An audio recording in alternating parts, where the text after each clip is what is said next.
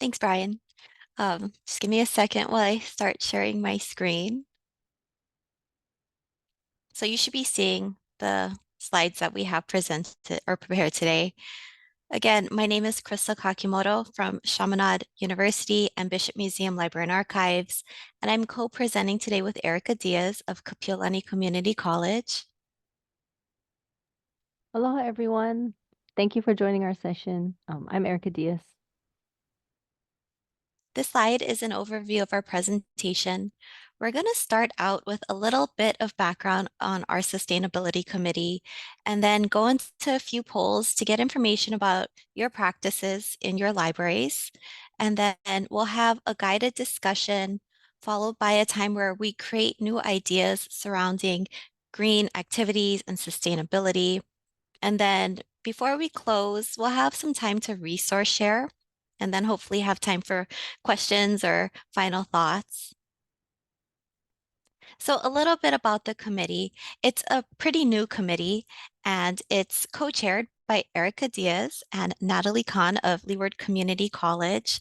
And because we're so new, we've spent a lot of our time thinking about a foundation for the committee and brainstorming how this committee can help the HLA community. One of the ways that will be shared later in this presentation that we thought we could help the HLA community is by creating a sustainability pledge to guide our actions to be more mindful for our current environment and for future generations. And we're also hoping to create more events over the coming years to share resources and to bring the community together. We'll have a call to action to join the committee at the end of this presentation. So I hope you'll join us because we have a lot of really fun events and ideas. We also worked on this conference planning committee to make the social tomorrow night green, and we'll be there in person at a table. So we hope you stop by.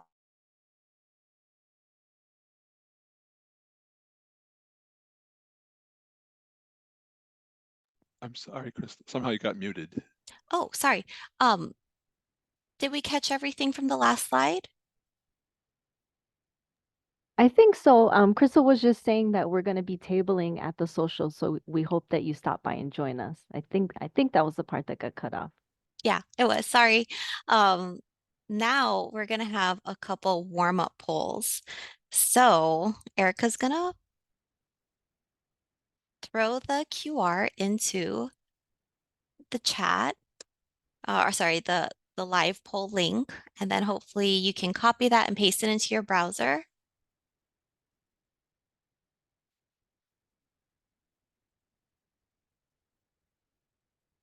We have a couple answers already coming in.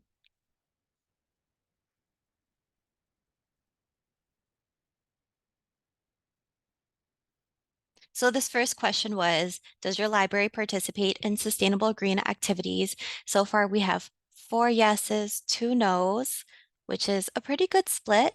It's good that we're here to talk more about these green events or gain more ideas from one another. 4 to 7, it's about 50-50. Oh, 4 and 4. I feel like I'm watching like a sports event where I'm seeing the score go up and up. So we have it tied at 4 and 4. We're 50-50. I might move to the next one. Oh, 5, no.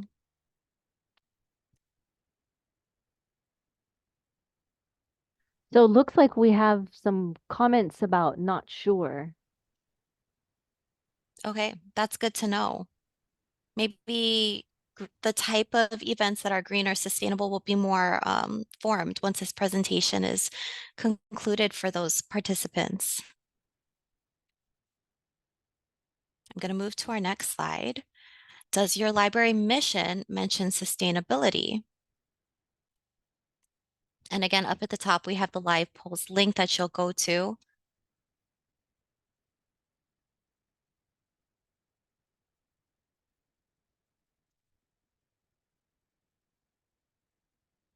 I'm really embarrassed. I'm on this presentation. I'm not even sure if Chaminade University mentions sustainability in our mission statement. I don't think we do though, because I know that we're I'm like trying to looking right revisit it. now. I'm looking right now. Okay, this is a much bigger split. So 4 with no, four with they're not sure and one with yes. So I'm really interested to know who's the yes and if they wouldn't mind sharing their mission statement with us.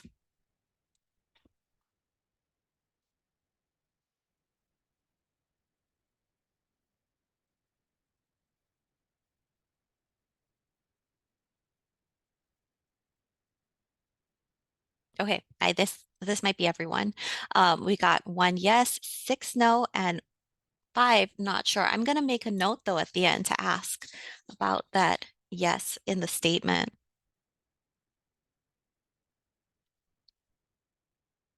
Okay, we have our last poll, I think. Are you aware of the ALA statement on sustainability?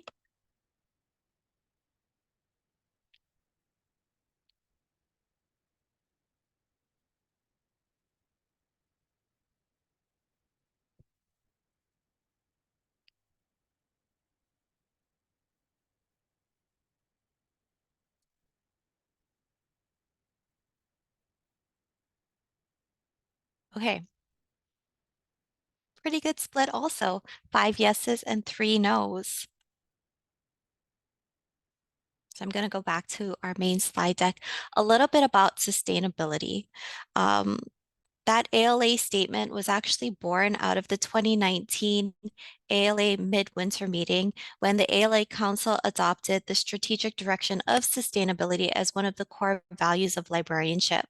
They also incorporated something called the triple bottom line that emphasized environmentally sound, economically feasible, and socially equitable actions surrounding sustainability. And I also want to share our HLA sustainability pledge with you. You can read the pledge here on this slide, and I'll share a little bit about the formation of the pledge. When we created this, there were a few really important components that we wanted to make sure was incorporated to the pledge. The first was to make sure that we aligned with the ALA core value of sustainability. And we also wanted to include some type of our kuleana te keiki and to the environment and future generations to note that our actions are not only impactful in the here and now, but hopefully for generations to come. We also infused that triple bottom line that ALA also mentioned because we felt like this holistic approach was important to create sustainable actions and also actions that are long term. And finally, Erica also brought up the Olelo no Eau because we felt that it grounded us and it grounded us to this space and it helped to also guide our actions. So now I'm actually going to hand the microphone to Erica, and she's going to lead our idea generation portion of the presentation. Mahalo, Krystal. So for this portion, we kind of just wanted to get some feedback from you folks and make it a space where we can share our ideas and kind of taking something from our keynote today, kind of co-create this idea of sustainability in libraries.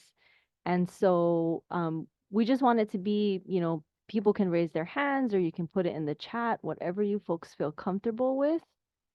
And, we want you folks to contribute and speak up. This is meant to be a discussion session.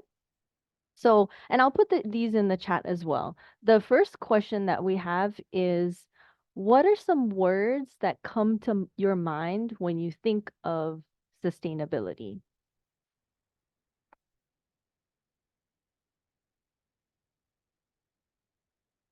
Green space,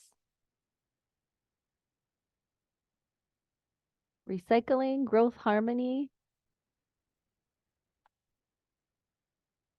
recycle, upcycle, future generations, care and planning, hope to create a better future,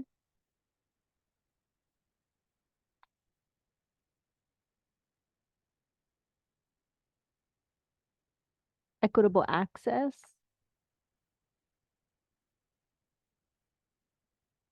This is great that you folks are contributing. Thank you so much. Cut waste, reuse,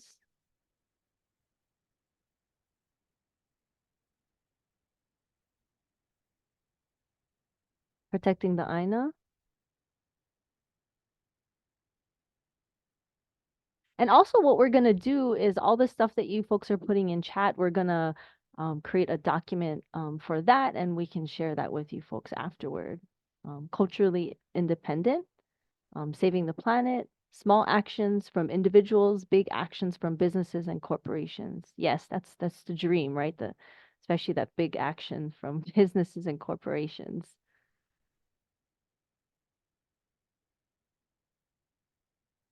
And I love how you folks are kind of, bringing out some of the things that we kind of talked about in our pledge, bringing out some of those same themes of how it's for the future generations, but also it's about protection, it's about the earth, it's about the land.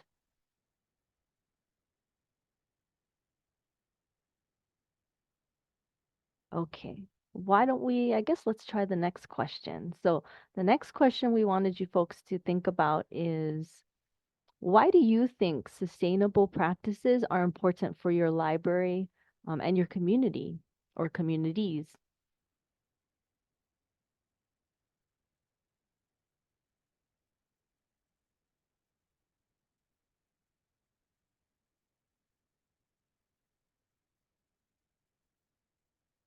Leading by example.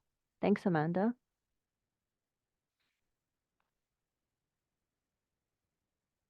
Assures access now and into the future. Can I just chat, Erica? Yeah, That's yeah, me. yeah. Go ahead. Budget restraints. Sorry, Yeah.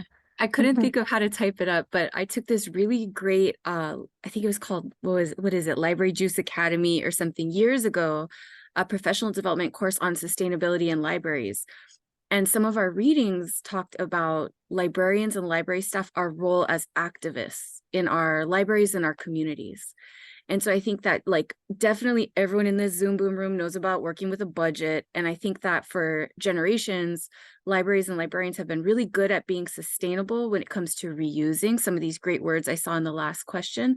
But I think also too that there is sort of this shift when we're, you know, in our lifetimes now dealing with the effects of climate change, that we're taking a more active role. And it's not just about, you know, creating and fostering an environment where we're going to have access to collections for our patrons. I think we have to take it a step further in really informing our patrons and being part of active change, not just like in the stacks, but well beyond library walls.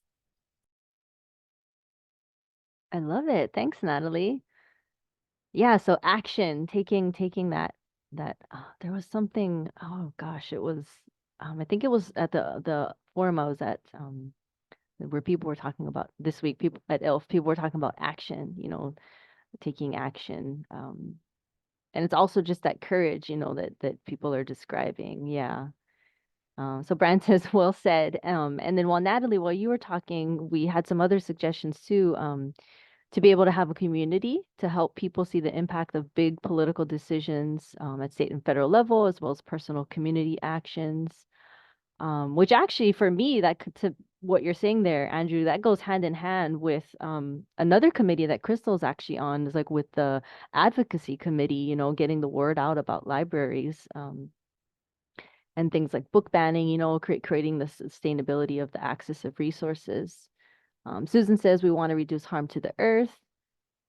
Dakota says culturally, environmentally conscious practices will be the only way we remain relevant and tied to our community into the future. HSPLS doesn't currently specifically mention sustainability or the environment, but I think that is a mistake because it is so important to the livelihoods of our patrons and staff and facilities. Yeah, that's a really good point. I'm on it too. Andrew says we are mostly focused on the sustainability of libraries rather than sustainability of the environment. Yes, you're right. You're right. Yeah, like Natalie said, right? It's more about like a budget issue, right? So we have to kind of go beyond that money and that budget issue. Although of course that helps everyone.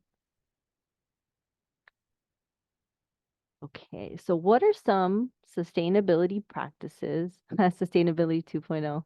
What are some sustainability practices that you practice in your library? Even if it's something manini, something small, we're all welcome to share, and maybe we'll give each other ideas, as Krystal said, to take back to our library and become more sustainable. And we have some stuff we'll share with you folks too, like some pictures of stuff we do at our libraries.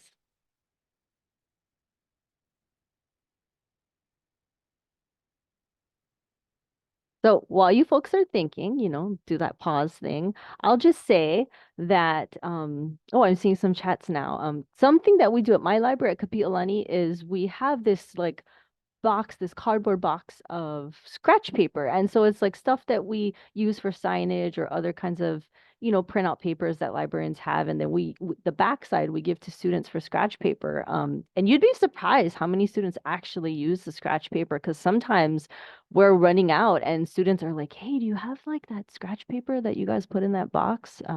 So that's one way that we try to reuse paper here. Okay, same thing. Hey, Christine said that. So we reuse old papers as scrap papers for our patrons, recycle books by donating to libraries in other countries. Yes, I love how the local organizations are really taking that on, donating books so they're not getting wasted. Dakota says, we don't throw away books anymore when weeding. We make sure and save them all to redistribute to other organizations who need them or offer them freely to community members. Also, we try to partner with local partners like Maui Forest Bird Recovery to raise awareness, but we could do more. I like that. We are debating the merits of face-to-face teaching versus becoming an online program. Many of us love face-to-face, but Zoom would save a lot of H1 carbon. Big question. Also relates to many issues of serving people who live further from Honolulu and even our own sustainability as an ILIS program. Yeah. Oh, have a water dispenser so students can use their personal water bottles. Awesome. Yeah, we have one too. We use old Amazon boxes to mail ILL or other library material. Krystal.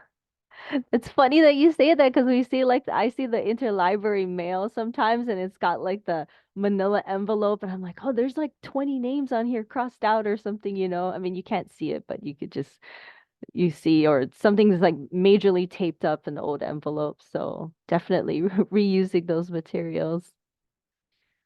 We want one, but we have a cistern for now. Hey, at least you're still providing something. That's awesome that you folks are making do. Oh, Lauren also reuses ILL boxes too. We have rags to wipe down books instead of using disposable towels. Oh, I love that. I love it when people use, yeah, like rags and things like that instead of like Clorox wipes, just those one-use things. Old school practices from the 60s or 70s, Andrew says, the manila reusable envelopes. Thank you folks for sharing. It's so interesting to hear how we have a lot of similarities, but yet kind of different little tweaks to and tricks to being sustainable. Okay, so this last question, I'm thinking we're gonna all have a lot to contribute to this one. Um, what obstacles hold you back from practicing sustainability?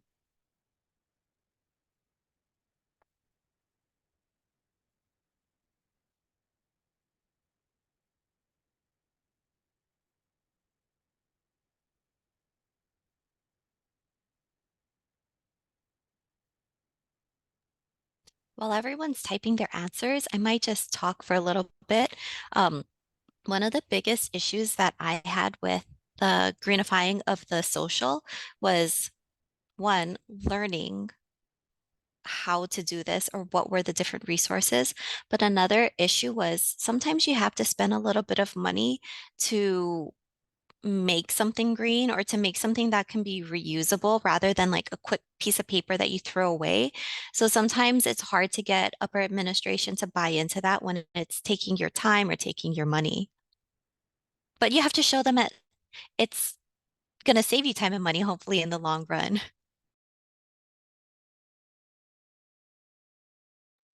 That's a good point. Thank you, Krystal. Yeah, Krystal was super just essential, instrumental. When she talks about greening the event, I mean, she must have done like 90% of all the legwork. I mean, it's amazing how much, goes into just greening an event. But that's part of what we're hoping is also going to come out of this, right? You can talk to us, come visit the table. And even though it's difficult the first time, you'd actually be surprised at how easy it's something that you can maintain. So if you folks are interested in greening any of your events, we can definitely help you with that. And so I'm just going to read some of the things in the chat. So some of the obstacles. So we've got routine, habit, commuting, no recycling pickup at Christine's location. That's junk. I lived in Washington State for a couple years just when I went to college, and they actually gave you a credit on your bill if you did the recycle bin. So it was like you had to pay for trash, but if you did the recycling bins, they gave you a credit. So I thought that was super cool. Lauren says it's not a focus for our organization. Okay, so like Krystal was saying, getting your admin to buy into that. Andrew's talking about the legislature again. So to invest in new AC for Hamilton, that would be a big one. Save the environment money if they could think in a big run rather than a short run. That happens at our campus too. It's kind of like they're spending more money to repair stuff instead of just replace it. Funding, access to policymakers. Okay, so kind of going back to like the admin legislation, system leaders to impact change, state budgets, old facilities in need of repair, survival mode and staffing levels. Yeah, that kind of makes me sad. That's really unfortunate that that's kind of what a lot of us have to deal with is the survival mode. And Lauren echoes that. it looks like Manoa admin raised prices for parking, but didn't increase subsidy for bus pass. Oh, not enough recycling information and facilities. Yeah. Oh.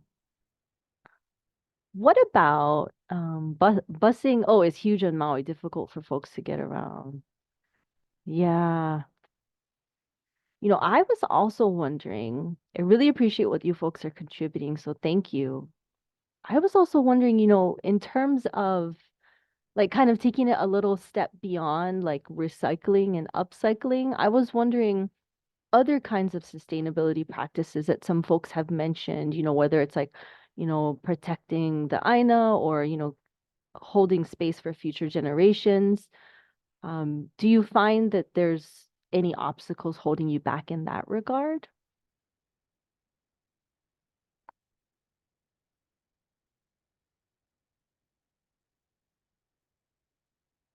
Like, I think for me personally, sometimes it's time and ideas, or maybe I get distracted, like I'm focusing on so many other projects. It's like, wait, I need to make this a priority, consciously making something a priority. So Brian says archives are a form of cultural historical sustainability. That's a good point.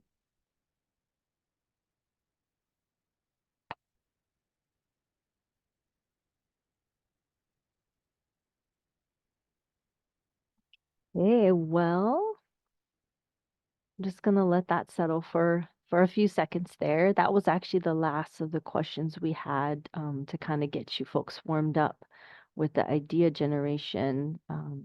Oh, okay. Amanda says, I'd like to partner with grassroots organizations to better inform my community of opportunities and actions. And Andrew agrees. Yes, I agree with that too. Yep, we have so many small fires, it's hard to get all of us long run developments. Yes. Important to keep raising the questions. Koa, I'm at the point where it's hard to think of archives and libraries being sustainable in light of the climate crisis. Yeah, that's a good point.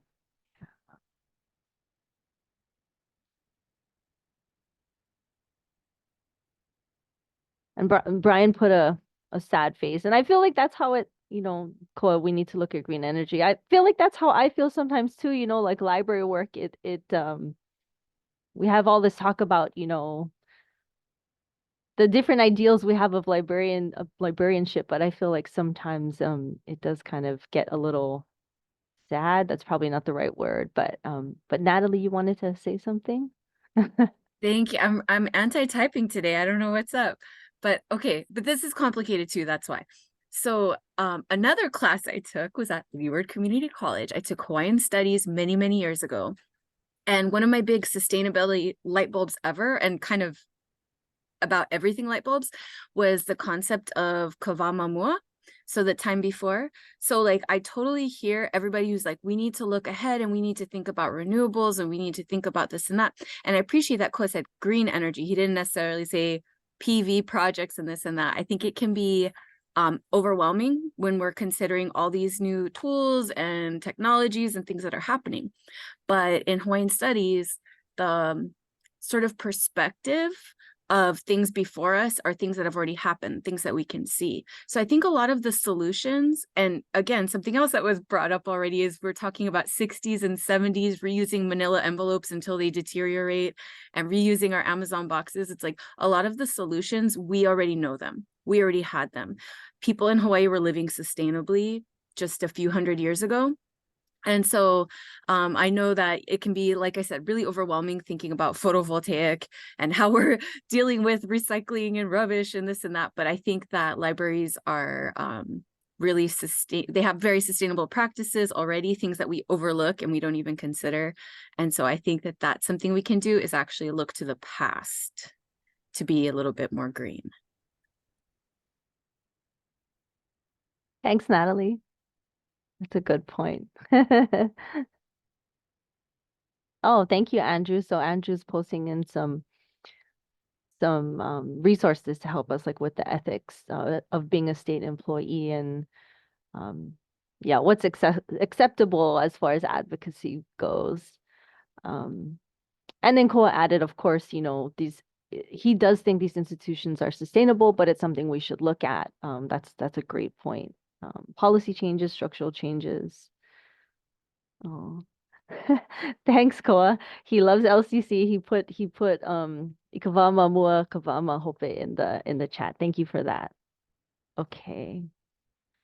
Well, I would like to move us on to the next section. And I'm gonna turn it back over to Krystal, and we're gonna do some resource sharing.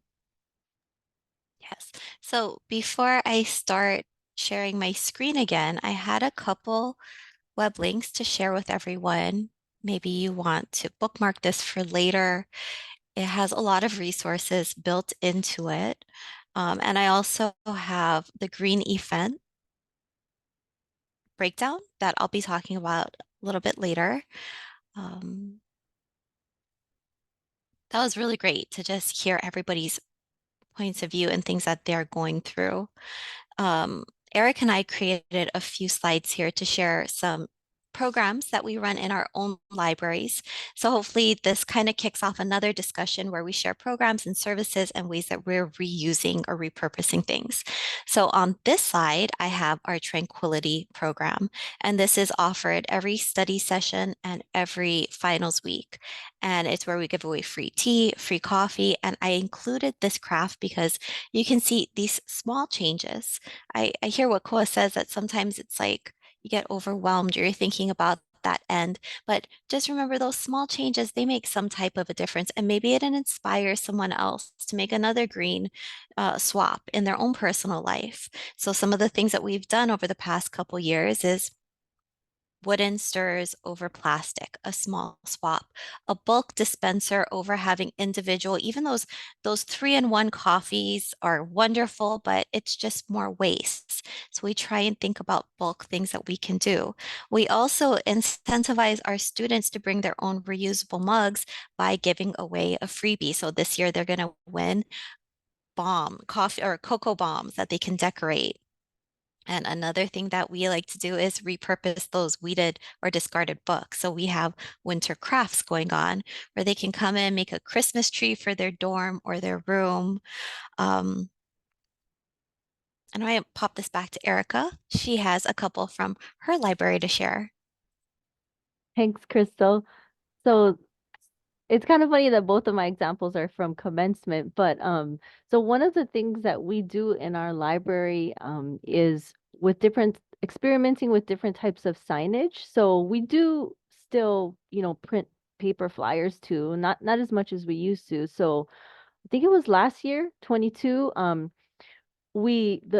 had asked us, I think it was on the commencement committee, but they had asked us we have a bunch of like movable whiteboards in the library. And so um, one of our other librarians, Joyce Tokuda, she did this fancy thing where she like that's why it looks really nice, but she like projected onto the whiteboard and then traced over it, and then we colored in with the whiteboard markers. And so here's one example. So like, you know, we're saying "Ho'omai congratulations to the graduates." And we lined up the boards like along the way that the graduates were going to be walking to kind of just encourage them.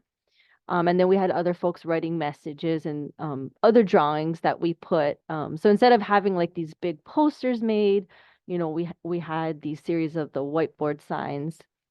And other signage that we do, I don't have pictures up, but like digital signage. So we have a service called Signage Live. And so there's digital monitors in front of a couple areas in our library. And so we just make graphics like on Canva or whatever, and then we upload the image file online. So then that way it's a nice way to advertise our services. We also use so Signage Live you have to pay for, but we also use Google Slides, which of course is free. And we have a couple TV monitors in our library, and so we project those slides onto the TV. And then we're just continually changing the content. So like if we have instruction in the library, for example, Guy Inaba, he's one of our other librarians, he'll post like the instruction time of the room so students know where to go, the class and that kind of stuff. If we have crafts in the library, we'll post that. So the photo you see at the right, that was an example of a library craft we had, but also sustainable. So Joy Ohlers, what she does is she has like old magazines, old newspapers and stuff that we're gonna like toss or throw away. So instead of throwing them away, she has cutouts of different shapes, so like circles or strips. And then we made them into different lei. And there's, you know, some of it's like a multi-step process, but it's actually really fun, you know. I mean, and you can reuse string or, you know, thread, that type of thing. But we had a couple different styles. We had a mini grad fest, like I think it was 2 weeks ago. And I think there was like three different type of lei. So depending on the shape you make. And there was also like, you know, a couple years back, it was really popular, those little mini star. I cannot do those, but those little stars and people can make lei out of that.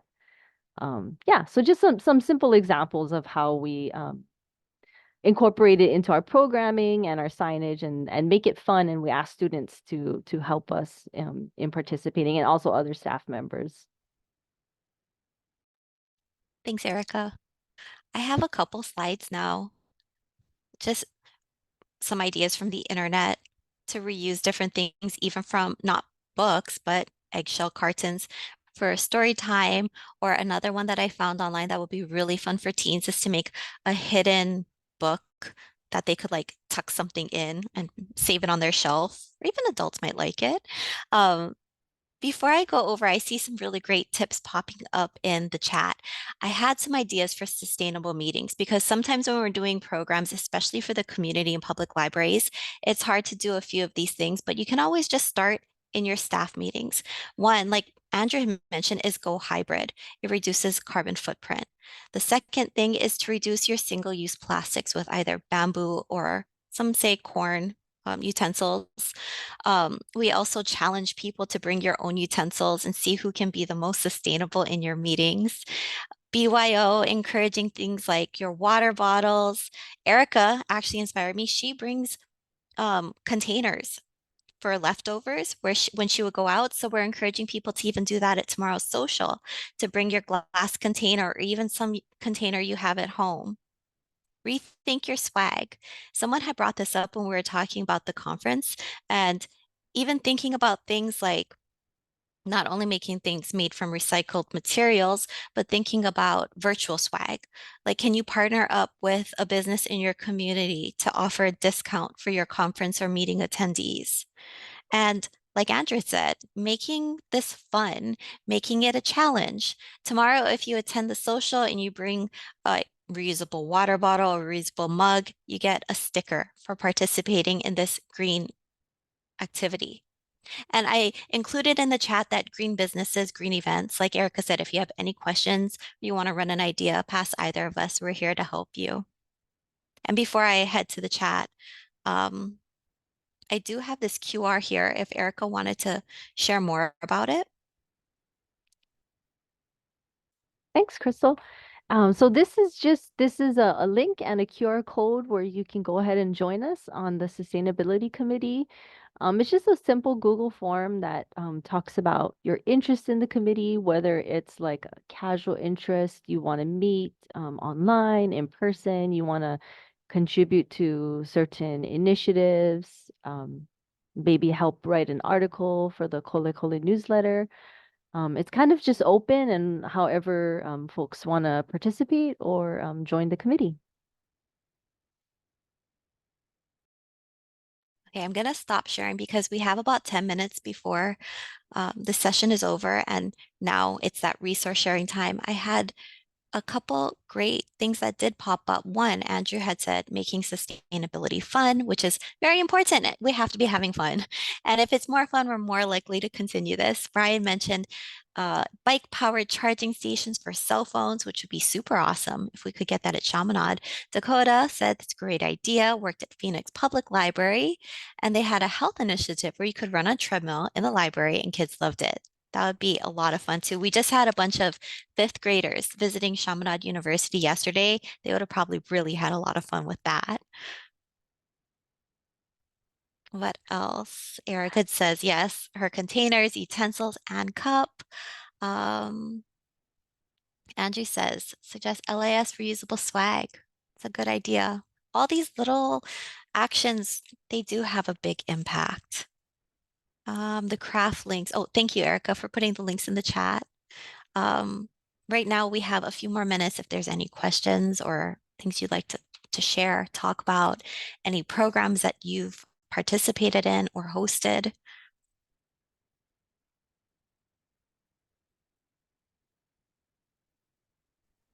Instead of typing Rem- out that, maybe I'll just suggest, I think one fun idea might be for your committee to create an award for the best library or archive that tried to do some sustainability effort. And I think getting, again, that sense of fun and kind of competition and, for each group to try to think about what they can do on their own might be a really kind of cool idea. I love that idea. I think another really fun thing is to have challenges. So maybe we'll kind of bounce that around, but one thing you can even do with your own libraries is to take like a 5 day challenge or take a 30-day challenge where you're saying, okay, for these next 30 days, I'm not going to use that paper cup in the break room. I'm going to bring my own mug, just like small things like that.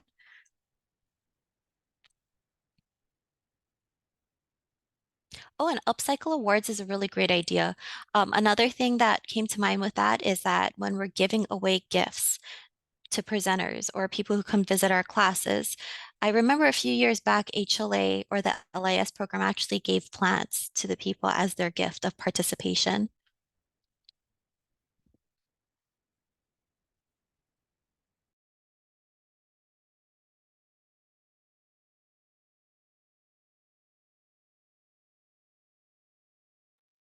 It might not sound beautiful, but years ago I went to UH used to have these sustainability summits, and they would give presenters lei that were made from plastic bags. Like, so it was it doesn't sound beautiful, but it was like very colorful, and you got to have skills, I think, but it was a really cool way to reuse something that normally obviously would be rubbish.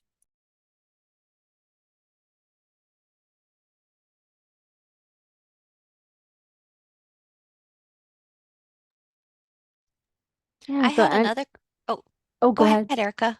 Oh no, I was gonna say Angie mentioned students were excited about seed libraries at the time, and I was gonna say we have a seed library in our library too. And I feel like it doesn't get used as much, but the students who do look at it and the staff, like they do get really excited.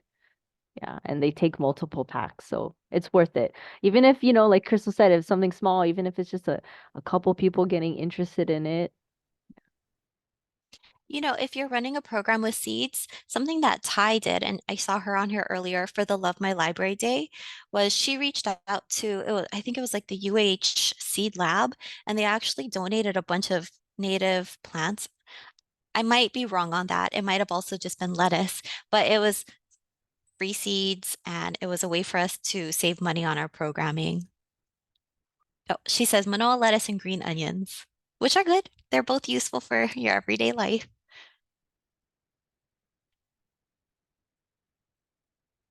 That's like a dad joke, but a funny one. I'm laughing out loud.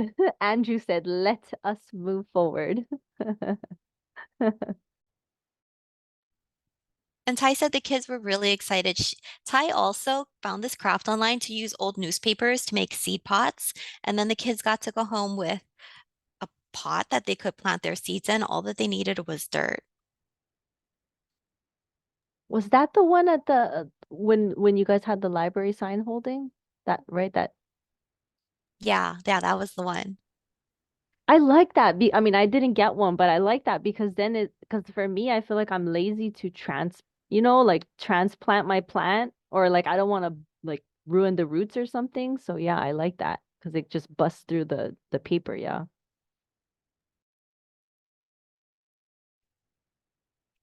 Oh, Natalie shares more links and resources for building your own seed share station, seed saving tips, and more.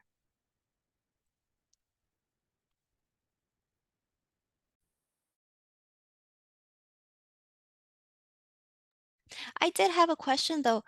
The person who said yes, they have sustainability in their mission statement. I was wondering if they were still here, if they'd be willing to share it.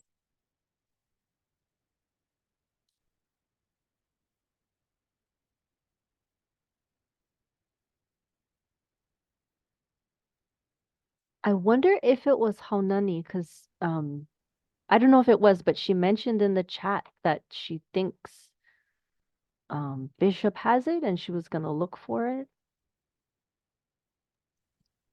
I should know this. I might go try and look too.